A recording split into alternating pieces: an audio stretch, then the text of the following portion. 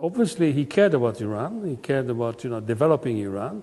He was very open with journalists. In fact, like a good politician, instead of confronting them, he used them in a very intelligent way. To me personally, he was very friendly. He always tried to help me. I mean, we did this campaign, and I saw him in Paris. We did a trip to Africa, to Senegal. Well, I was also trying to show him as a man of power.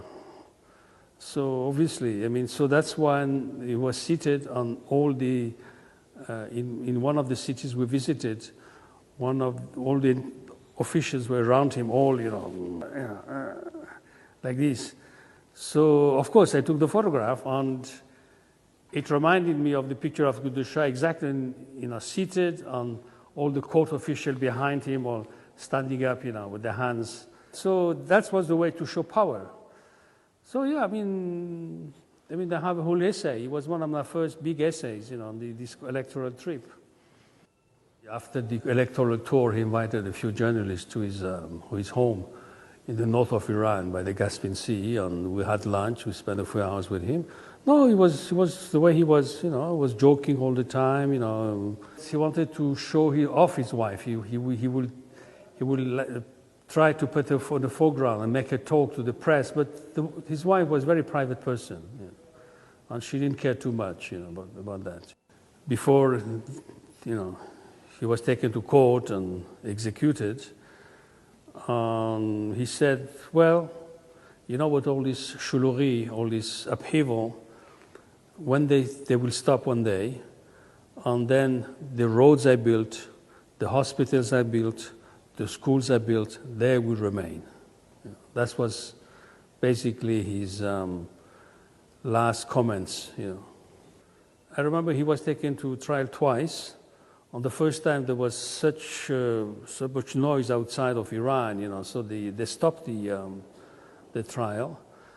And I knew the second trial was coming up. So I remember I was in the office of Yazdi, Ibrahim Yazdi, who was then Minister of Foreign Affairs, and I knew him from Paris, and I had a good relation with him. I went to visit him to try to get inside the prison eventually when they will try him again.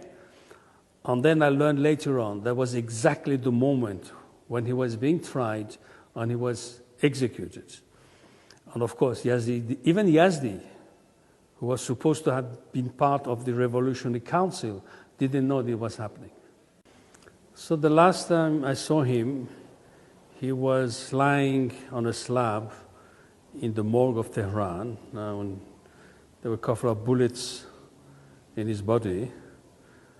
And of course, I was not the only photographer. There were other photographers, and most of them local. And they were fighting about the best angle to photograph,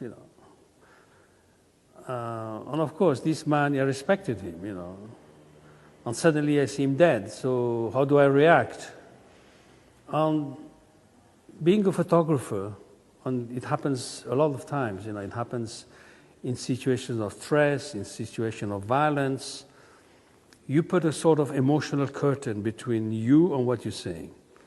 So of course I had the respect for the man. I would grieve his death, chiefly the way they killed him with a secret trial and just executed.